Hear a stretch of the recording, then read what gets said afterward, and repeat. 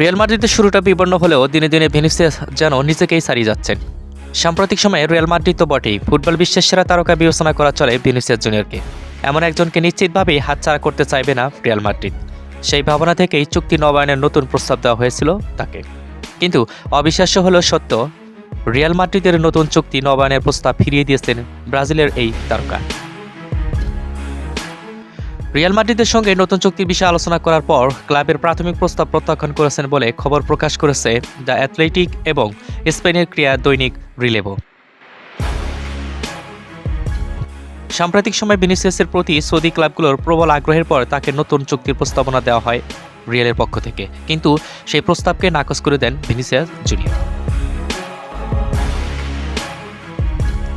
Brazilian এই superstar 2022 সালে তার বর্তমান চুক্তিতে স্বাক্ষর করেছিলেন। এই চুক্তি 2027 সাল পর্যন্ত চলবে এবং এতে একটি বিশাল 1 বিলিয়ন ইউরোর রিলিজ ক্লোজ রাখা হয়েছে।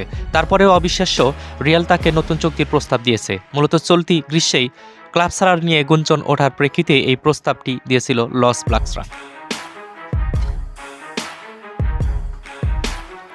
ব্রিটিশ দৈনিক দ্য ডেইলি মেইলের খবরে বলা হয়েছে, ভিনিসিয়াস তার বেতন বাড়াতে চাইছে।